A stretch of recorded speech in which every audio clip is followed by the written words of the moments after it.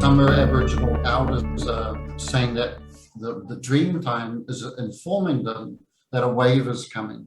Wow. But they mystically they say it's not a water wave. No. It's some kind of spiritual wave, some sort of fire wave. They don't say much about it except that Uluru, which we call Ayers Rock, that rock in the center of Australia, which is sacred to the Aborigine, is becoming activated. Wow.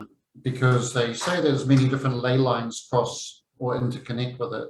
And they say that the rainbow serpent is rising out and traveling out along these ley lines, which is to do with the power of the sun, the solar power, because the rainbow, is the sun power splitting into the seven, making it the rainbow. Yes. So that talks about if power is coming in, then the different ley line systems around the planet, we had a video about the ley lines, are gonna be charged up. So I personally know a few groups that love to visit ley lines, and they're commenting that they feel that the power is more evident, it's more easy to detect.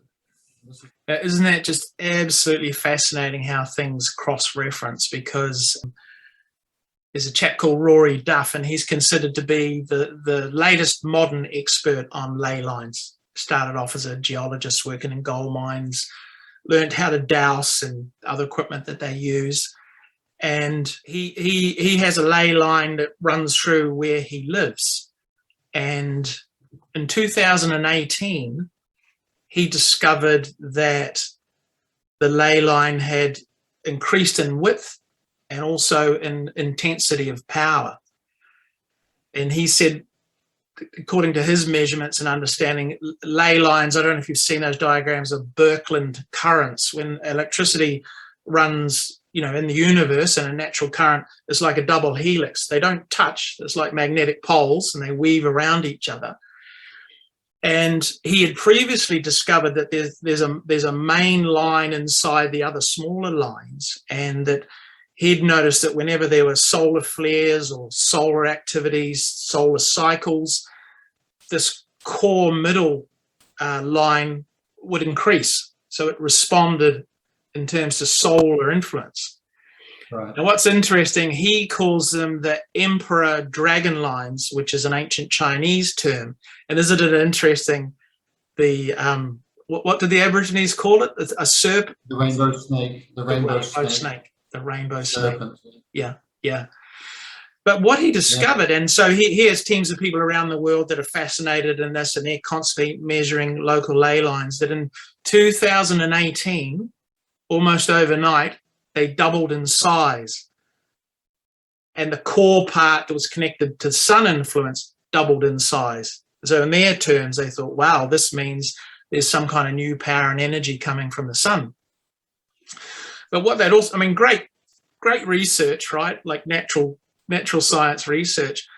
The other smaller lines that weave around that, they were able to work and detect. And because, with these satellites in space, the observations of nearby stars and the sun, they it's really, really fine-tuned and accurate. And they found these other lines would increase or decrease, for want of a better word, for cosmic radiation. So something, those influences from outside of the solar system coming into the Earth and being processed. So all of these have increased. And their whole idea is that, because what they do is, the other thing they discovered was 4 times a year with the equinoxes and the solstices, all of these lines kind of go still and harmonize. And they found originally when they discovered this, it would last maybe 1 or 2 days in those 4 periods. It's now lasting up to 14 days, and each year it increases more. So you're looking at incredible, and in the stone circle video, we use that analogy of how these nodes, or where the ley lines cross, are a bit like acupuncture. And how acupuncture affects your well-being and your health and your physiology just by, with the silver needles. Really, this is the electromagnetic life of the planet, and it in itself is changing. The magnetic poles have been moving they were moving slowly, but again, in the last couple of decades, moving really rapidly. So southern magnetic pole isn't even in Antarctica anymore, and the northern one's somewhere down in Canada. So you really get the sense of this dynamic changing of the Earth's energy systems, but getting more powerful. And so one of the things they do, and more and more people joining in this study every year, is that they go to those nodes where those more powerful lines are and really do meditations, and found that a lot of sacred dancers are very, very good at tuning in to these power lines, because they see that life is moving more towards the unseen worlds and these energies, and that the human, they're trying to discover what that means and how to adapt. And the lovely thing, I thought, is in his closing statement, this chap Rory Duff, he said, in the past, or for a long time, humans have been very much centered in the ego and what they want to learn and to discover.